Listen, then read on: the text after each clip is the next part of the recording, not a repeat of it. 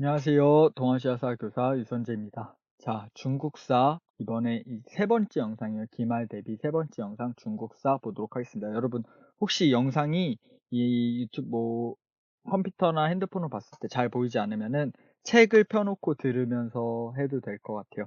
여러분 시험 기간 좀만 힘내도록 합시다. 174페이지부터 보도록 하겠습니다.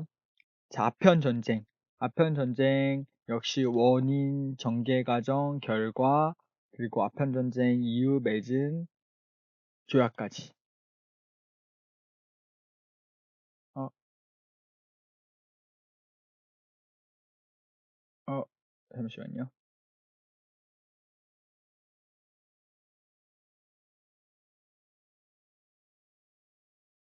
여기 난징 조약까지 보도록 하겠습니다.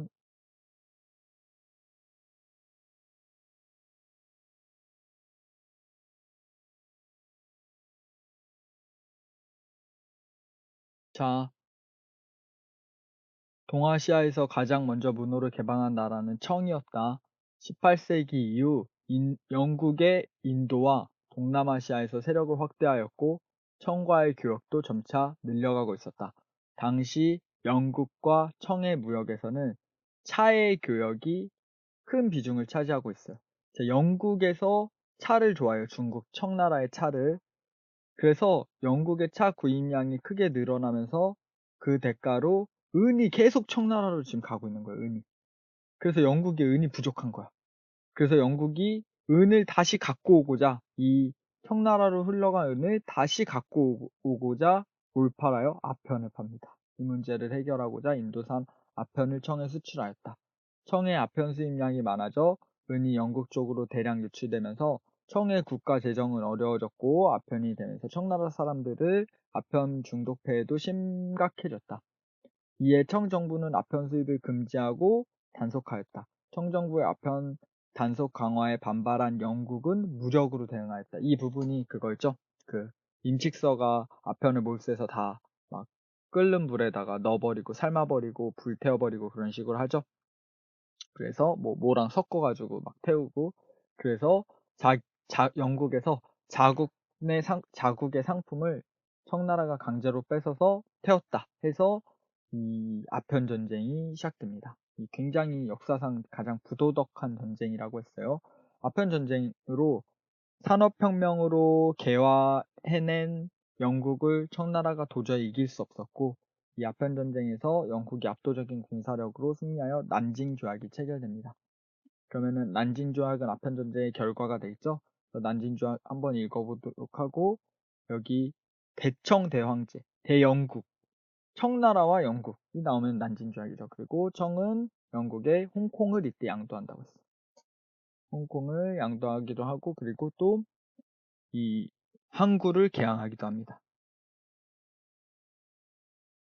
아편전쟁 받고 다음에 아편전쟁 이후에 이제 태평천국운동, 양무운동 보도록 할게요. 자, 청은 이 중국의 근대사의 시작이 아편전쟁이라고 했어요. 청은 난징조약 이후 영국뿐 아니라 다른 서양 열강과 조약을 맺으며 문을 열어갔다. 그러나 청과 무역이 기대한 만큼 늘어나지 않는 것에 불만을 품은 서양 열강은 다시 전쟁을 일으켜서 2차 아편전쟁 한 번 더 일으켜요. 그래서 중국을 또 탈탈 텁니다. 이번에서도 청이 개항하여 개항장이 3개에서 5개로 늘어나게 되고 기독교 포교를 인정하는 내용을 담은 조약을 발표합니다. 베이징 조약이에요. 이때 중국이 청나라가 너무 살기 어려워지자 사람이 너무 살기 힘들면 종교에 기대게 된다고 했죠. 그래서 태평천국 운동이 일어나게 됩니다. 태평천국 운동 홍수전이 이끄는 반란군은 청타도를 구호로 봉기하여 태평천국을 세웠는데 이들은 농민과 하층민의 지지를 받았다고 했어요. 왜 농민과 하층민의 지지를 받았다고 했죠? 그렇죠. 바로 그 전족 폐지 그리고 천조전무 제도라고 해서 땅을 공평하게 나눠주는 거 남녀평등 그런 걸 주장하면서 농민들의 마음, 사회적 약자들의 마음을 만져주면서 이렇게 하층민의 지지를 얻습니다. 하지만 태평천국 운동 그렇게 자기네가 말한 걸 그대로 실천하지 않았어요. 땅을 공평하게 나눠갖고 모두 평등하게 살자고 했는데 제대로 지켜지지 않았어요. 제대로 지켜지지 않아서 내부에 분열이 있었고, 그리고 청정부가 서양의 무기를 빌려다가 이 태평천국 운동을 진압하게 됩니다. 태평천국 운동은 이렇게 진압돼요. 태평천국 운동에 진압되고 나서 이 서양 무기의 위력, 서양 무기의 화력을 안 이 한인 관료층, 태평천국 운동 진압의 공로를 세워 중용된 증국본과 이용장, 이 사람들이 양무운동을 일으키게 됩니다. 양무파 관료들은 서양의 군사력과 과학기술을 적극적으로 수용하여 위기를 수습하고자 하였다. 이들은 서양식 해군을 창설하고 군함을 구입하였으며 군수공장, 기선회사, 방직공장 등 근대적 기업들을 설립하여 경제 발전을 모색하였다.